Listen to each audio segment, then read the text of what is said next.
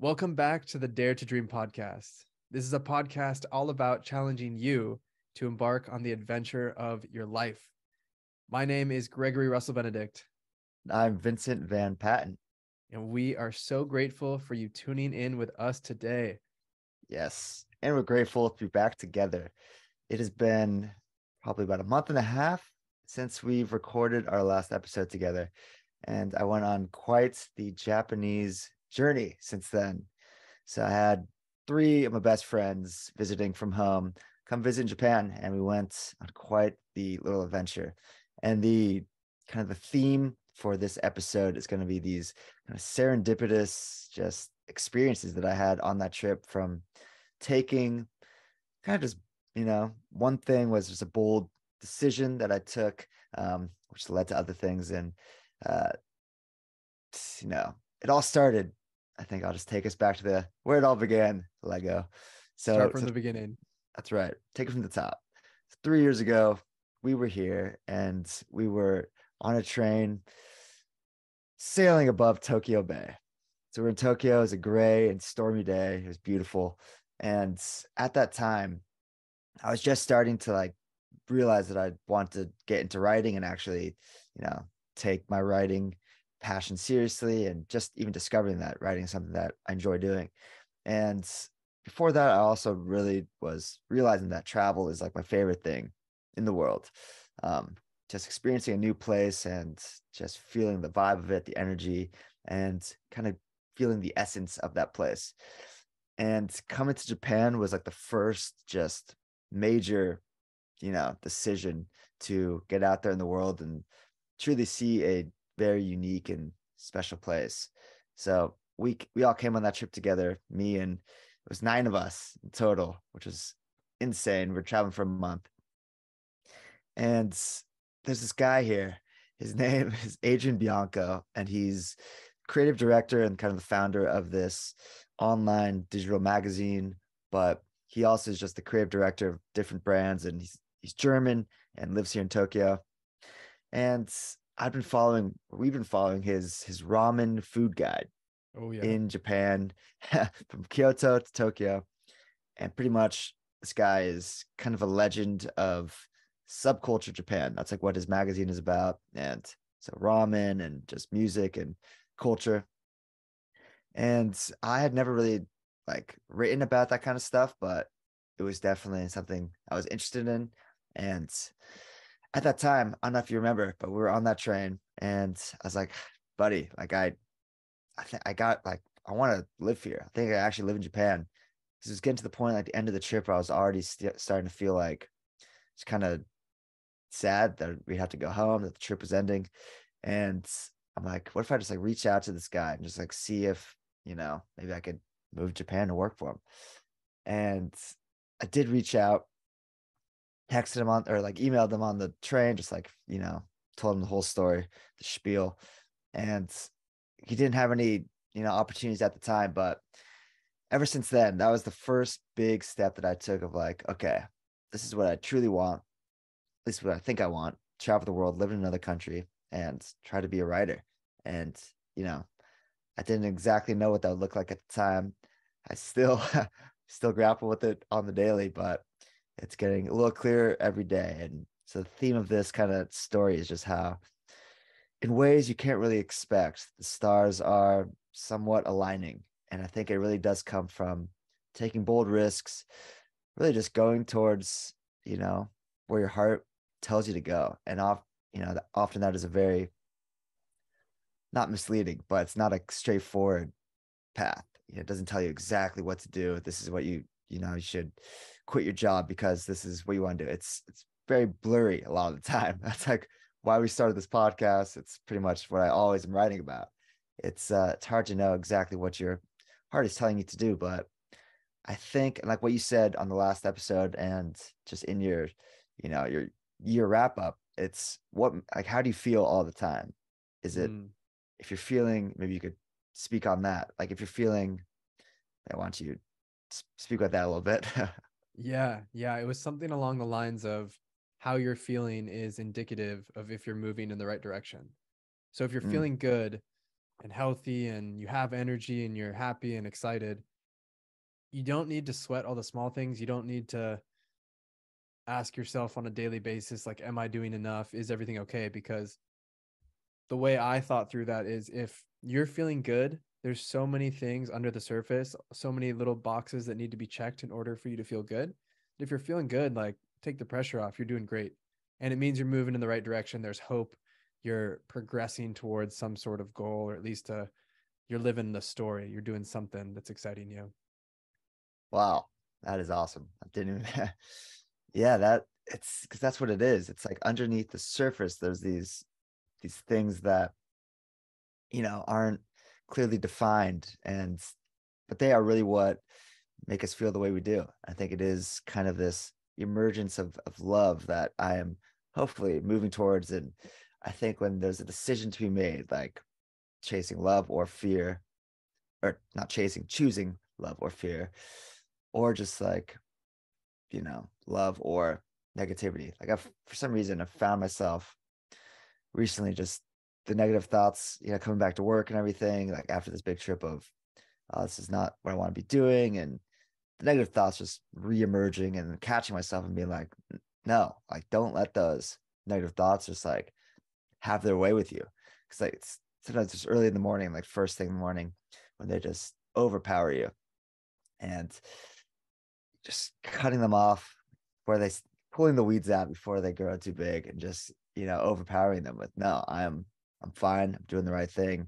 Things will work out, and just don't worry. But I love that about how you feel. If you do feel good, that is definitely a sign of something's going right. Even if it isn't clearly defined where you're headed, there's something beautiful in store that is happening.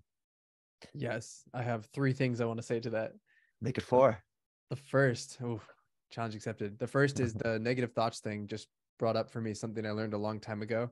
It's from Dr. Daniel Amen, who's a neuroscientist, and he calls them ants, automatic negative thoughts. And he talks Mm, about exterminating ants. Like, whenever you have an automatic negative thought, you just want to get rid of it right away. Like, that's the best thing to do for your brain. You don't want to sit in it. You don't want to ruminate on it. Just negative thought, boom, like, get it out of there. I always like to envision you have this like vacuum type thing. And whenever you have a negative thought, you just get the vacuum out and you just like suck it out of your head. That's number one. Number two, the choosing love or fear. I need to say something on that because I wrote about that in please. my newsletter. And that, like, obviously that's a huge generalization, but I wrote Right. that you only have two choices in life. You can choose love or you can choose fear. And choosing fear looks like not having enough of something, or at least thinking you don't have enough of something. A lot of times for me, that's time. I feel like I don't have enough time, so I'm rushing around, or I feel like I don't have enough worth. So I'm questioning, am I doing enough? Am I doing these things right? Whereas if I'm choosing love, I'm showing up full and content and enough. I feel like Hmm. I am enough, and it always lets me help other people. I'm more patient with people. And whenever I find myself like stressed out, I find that I'm usually choosing fear, and I'm choosing this lacking feeling, right? Because if you have enough of everything, if you have enough love, if you have enough money, if you have enough time, you're going to be super kind to people. It's usually when you feel like you don't have enough of one of those that you are choosing fear. And then Hmm. the third thing I want to say was, this is part one of your story, the train ride in Japan where you reach out to Adrian. And I know that there's a part two that you're going to share that's really exciting and that ties into the theme. But I think one thing to point out is you were living a story worth telling in that moment. We could have been on the train. You could have been like, oh, there's this guy in Tokyo who I love. Like, I want to reach out to him, but I didn't. And it brings me back to, I never can remember. I think it's Naval Ravikant who says it. It's like, live your life as if you are the superhero in a superhero movie. Like, you're on the train, you got to do something exciting. No one wants to watch the movie where you almost texted the guy and you didn't because you chickened out. And so I just want to come back to that and acknowledge you and say, like, you took that step of reaching out, even though there wasn't a position available, even though he was kind about it, but he could have been like a dick. Like, you took that risk, and just went for it. And that is what led to everything else that's going to come in the story. Yes, thank you for saying that. Yeah, it was true. I mean, I remembered the exact thing. It was a hot train because it was so rainy and cold outside. So it was just like we were all just packed in there, tons of people, just like this rain, just like probably sounds more dramatic than it is, but just sliding down like the windows. I'm just in the back, butterflies in my stomach. Like, this is it. Like, I know this is what, and I had no idea how things would pan out. I didn't know what direction it would send me in, but I'm like, this is one step that I could take that will actually make me see in my own eyes that I am worthy of this writing thing that I clearly means something to me. And I didn't even know what that really was, and still figuring it out. But yeah, so I took that chance. And then over the years, obviously we've had different jobs and going through different experiences, but I've written about him, and I've written about that story like several times, and just like tagged him on Instagram and stuff. And he's always just been like, keep running, man. Like, appreciate it, all that stuff. And slow, a little report there. And so I'll kind of back end that for the moment. And so on this trip, choosing love over fear, and just kind of how interesting things will happen when you kind of put yourself out there and just kind of be where you are, in a sense. Like, especially when traveling, like the most important thing I think you could do is just like be there in that experience and talk to people. Like, talk to people in your vicinity and just really have fun with it. Like, that's the most important thing. So we were in Kanazawa, which is this city on Sea of Japan. It's like a 3-hour train ride north of Osaka, and very cold, like, between sleet and snow.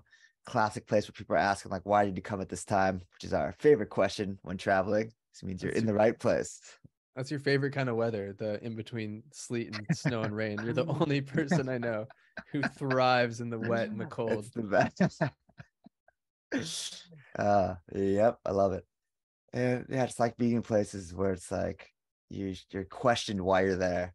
So good. And yes, so we're there, and me and Morgan were in Hokkaido, which Hokkaido is the northern island in Japan, very snowy and some of the best snowboarding in the world. So me and Morgan went there over New Year's, and it was the best snowboarding of my life. It was such an insane trip. And there's like also experiences there where it's like, how are we meeting these people? And it's just from being kind, just from kind of putting yourself out there a little bit, and just smiling. But on that trip, we met through a friend, this dude who lives in Tokyo, and he was up in Sapporo, and he told us to go. He like saw that I was in Kanazawa, and it's like, you gotta go to this bar owned by like two half French, half Japanese brothers, got Fransu and Segi. Shout out for listening. We go there, and it's just like this sickest bar. These French, I don't know if I've told you, but like French and Japanese is probably the dopest combination of a person, and just like a swag. It's French and Japanese got like so much style there. And so these two epic brothers are running this bar, and just like, it's not like it's, kind of off season, so it's not very crowded. And we're just like chatting with the bartenders. This guy's such a homie. And we were wondering how we were going to get to, like, we wanted to see the Sea of Japan and somehow get there, but like we just heard that it's kind of hard to get to. You need to like rent a car. It's, the beaches won't be like very nice. And we're just like, still, like, it would be awesome to see. But we had no real idea how it was going to happen. But took the advice of the guy to go to this bar, and then hitting off with this guy. He's like, yeah, like, if you guys want to go surfing tomorrow, I could take you guys. I'm like, he didn't even know we surfed and come from California. He's like, yes, that would be insane. And like, he meets us at our hostel at 7 a.m. the next day, like, picks us up in his like surf van. We go, like, drive out to the Sea of Japan and like go to his like friend's surf shop, just rent like pretty much any board we wanted, any wetsuit, like hoods, gloves, booties. And we all, like, me, Pete, Jack, and Mo, it's motley crew. And then like Segi, which is the bartender, and this like epic Japanese surf shop owner slash like just seemed like a fisherman, just old man of the sea style legend. I'll just go on like the surf trip down to the beach, like ripping the van on the sand, and had a sick surf session. So a week after snowboarding in Japan, went surfing, and I was just like I had no idea how we were gonna get there. And of course, it was like in like the most epic way possible. So that was serendipitous moment number one. Yeah, it all worked out. I love those trips or those excursions where you don't know how you're going to get to where you want to go. You just meet people along the way, things work out, the magic happens. Oh yeah, that was wild. Super fun surfing and just meeting cool people who just, you know, figuring it out themselves. That's what it's all about. So then we went to next step. This was the big one. We go to Tokyo, and just being back in Tokyo was just like quite surreal. Like living in Japan, I'm in Osaka, got a lot of pride here, and didn't really have like a real reason to go to Tokyo. Like we weren't even like, oh yeah, like me and Mo were just talking about like, do we even need to go there? We've been there. It's just a big city, and so glad we did, because like being back there just brought back so many emotions. It's just like the first feelings of coming to Japan, like coming to Tokyo, so surreal, and just like it's such an insane place. Just you get there and just feel the magnitude and the beauty of it, and so glad we went. And one night we're in Nakamaguro, which is like our favorite area that has like the canal running through it.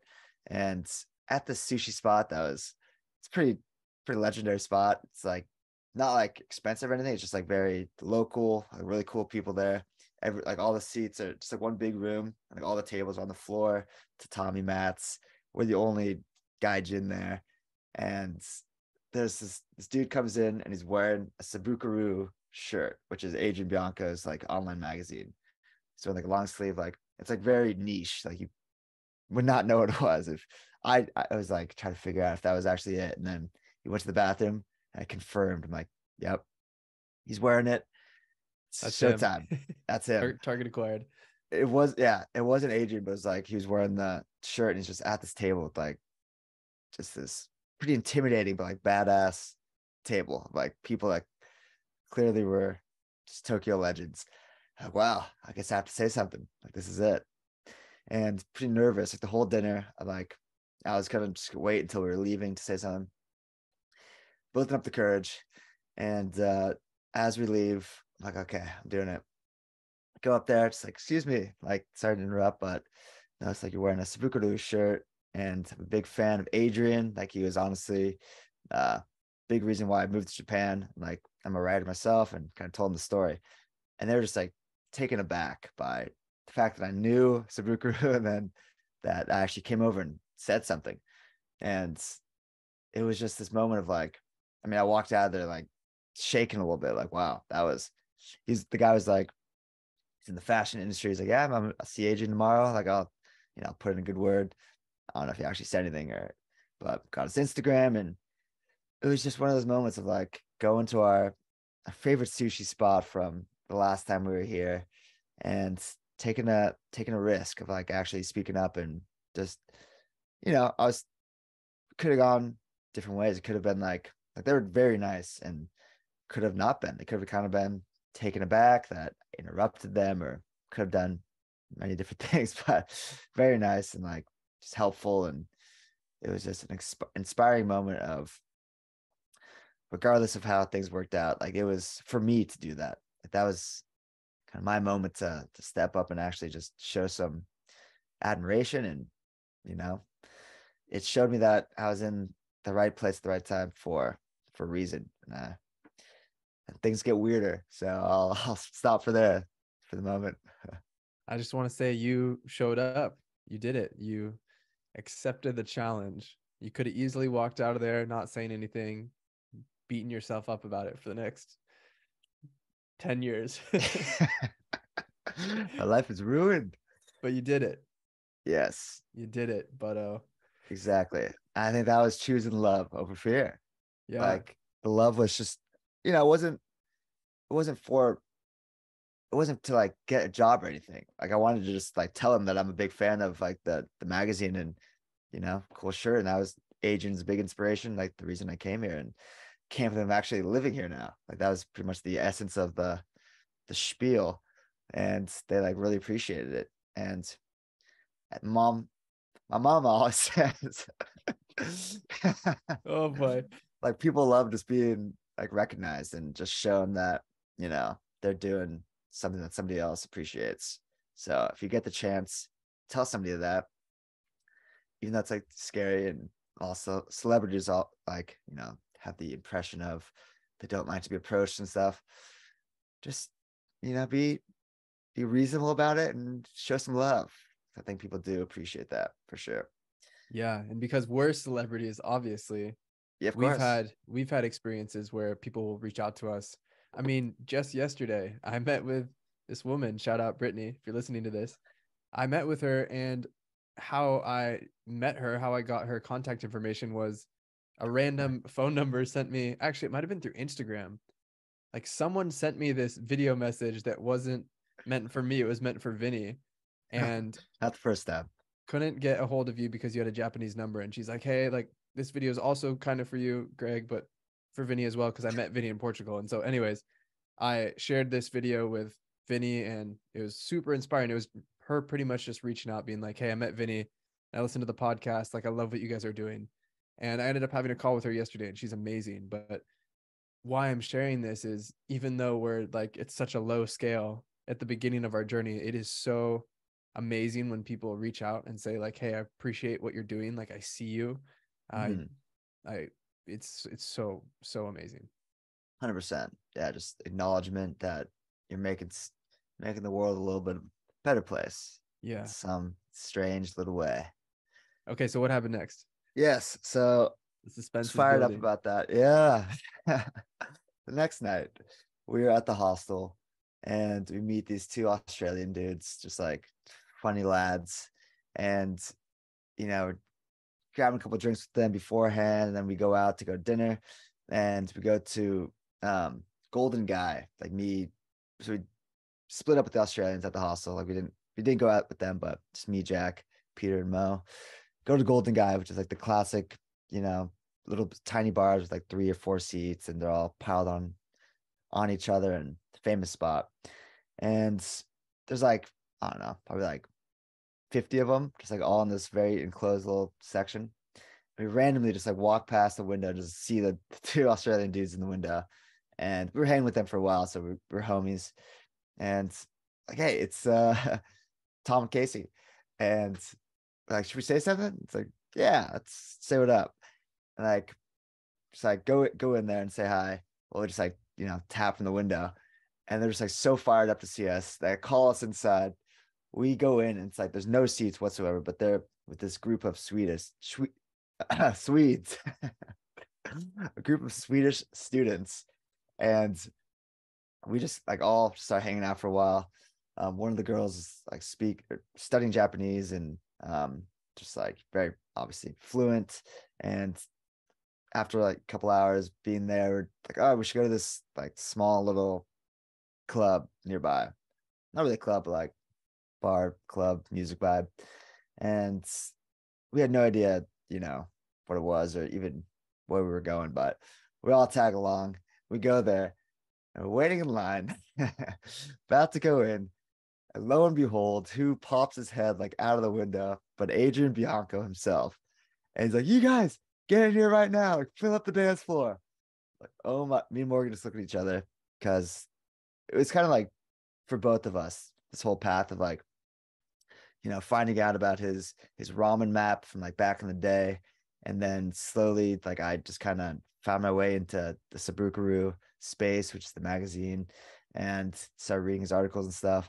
Just been like following him for years, but it all started like a friend of a friend recommended this ramen map, and then seeing his face pop out of the window and call us inside. We just look at each other and just like couldn't, just had no words. We're just like, that's Adrian.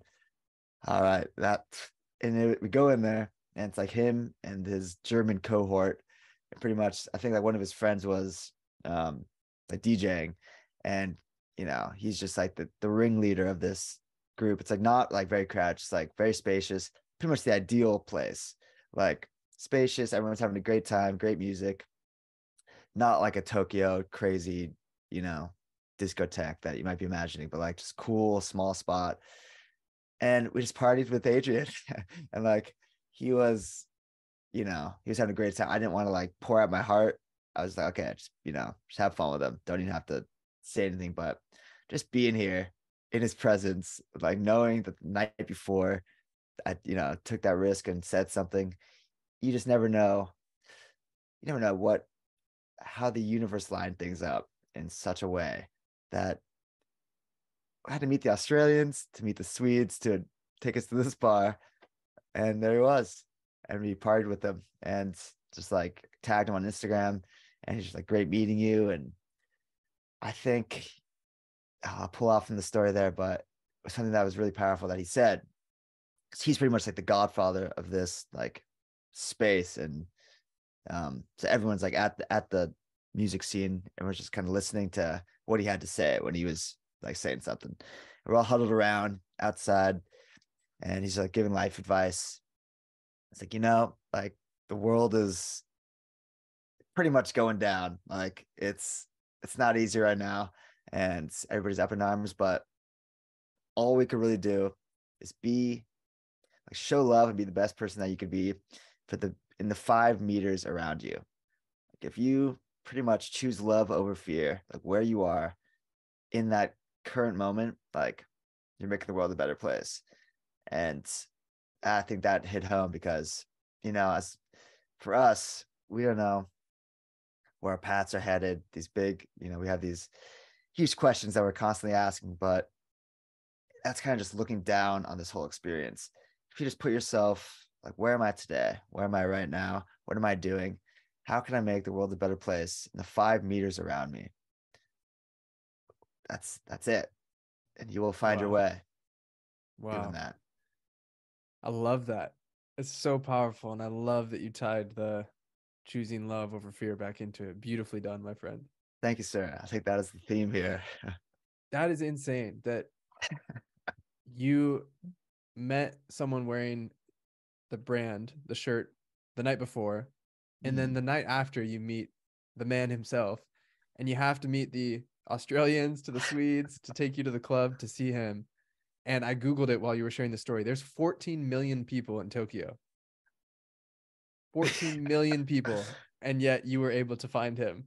Insane. It's unbelievable. Yeah, that's like what makes me think that, still I'm not like reaching out and like asking for a job or anything, but like it makes me believe that the path is leading somewhere. And it has been step after step of choosing love, of following my heart over, of backing down because of fear. And I think as long as we keep doing that, things got to make sense. They got to make sense someday. And they already are. It's not like things suck right now. Like life is amazing. It's absolutely unbelievable. The people we're meeting, the journey that we're on, this adventure, it is so damn beautiful to be able to have my friends come visit and like be living in Japan, doing a job where I'm actually learning something and I'm challenged and working on something that matters to me is truly a blessing. So I'll say that as well.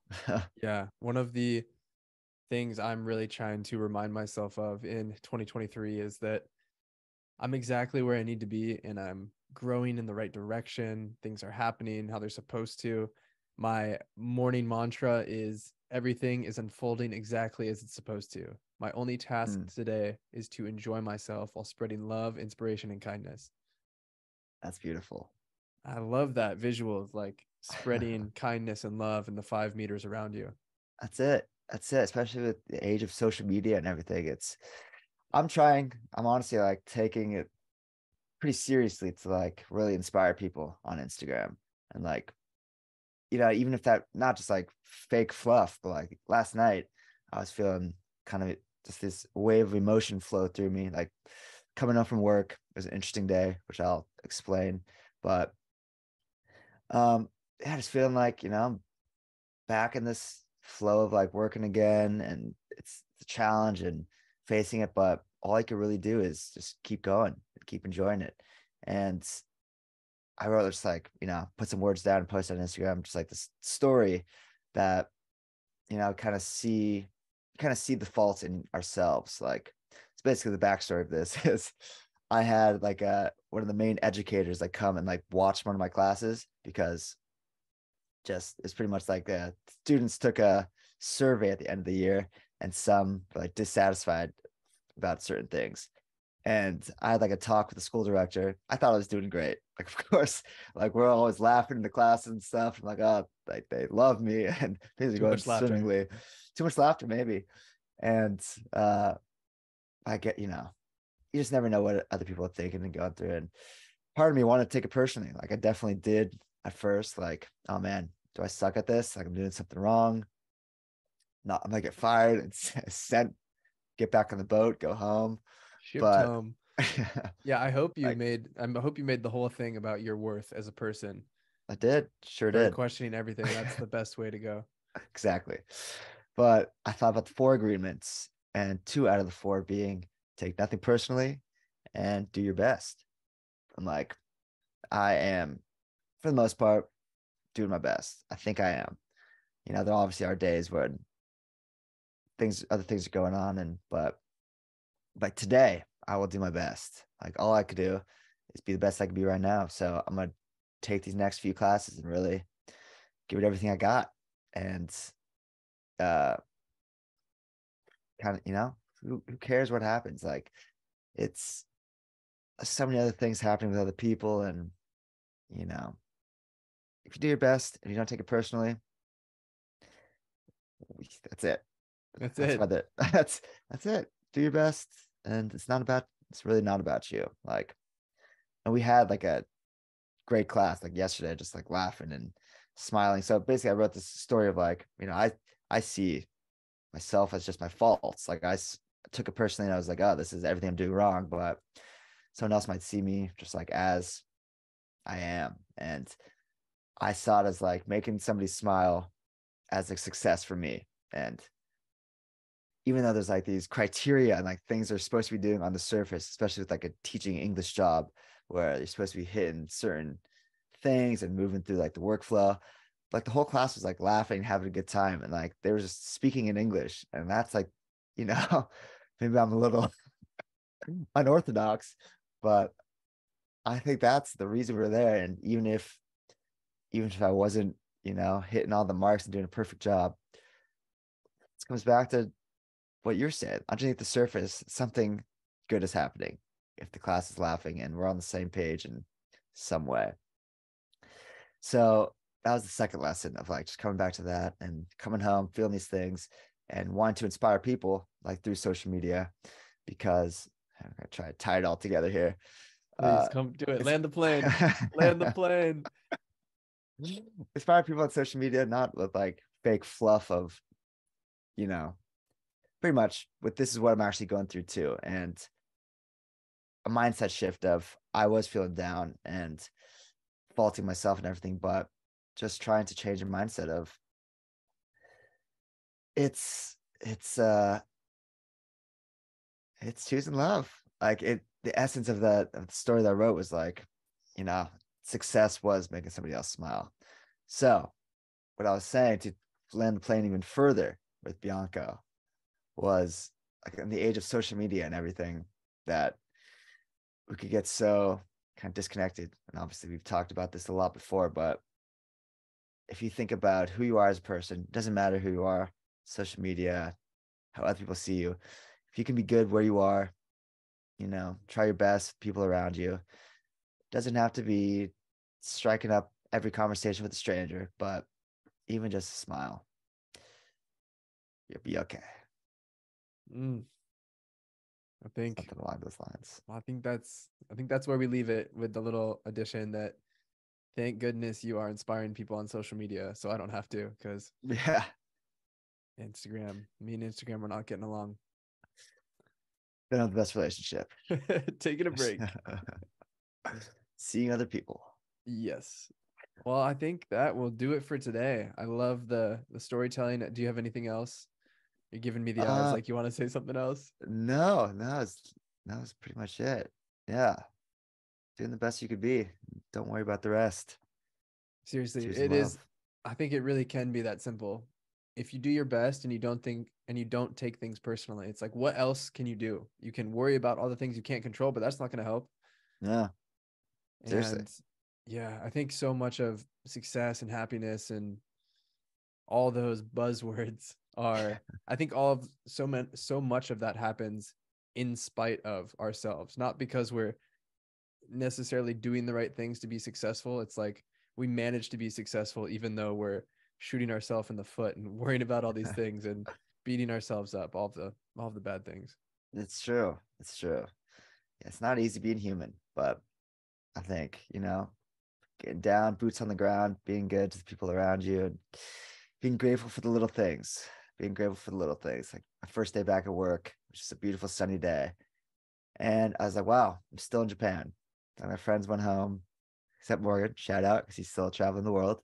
But I was like, I'm still here. And this was my dream. A quick last little tidbit. So we're in Tokyo, me and Morgan, the other guys had left, walking back from Akihabara, like rainy day. And it was the day before coming home. Or we're coming home that day. So it's the day before working. And like we're both just kind of walking in silence and we have our clear umbrellas up, just classic Tokyo. And I'm just thinking about like work that week and everything. Just kind of negative thoughts, kind of getting dreary, like, I do not want to go back. And Morgan just looked at me like, dude, I cannot believe we're in Tokyo. I'm like, wow, that's why we're best friends. Like he'd already been there for a month. We've been in Tokyo for 5 days, had this crazy experience. But we came here 3 years ago, and it was such a dream at that time to take such a leap and like go to such a wild place that was just like so far fetched and seemed improbable. But and then that just kind of put it on perspective. Like, wow, nothing else really matters. You've taken the steps. You're here. Just like experience this, enjoy it, and things will be okay. And the next day, I'm there at work, like before class, and just sunny day, just feeling the warmth of the sun. I'm like, wow, this is great. I'm here. This is it.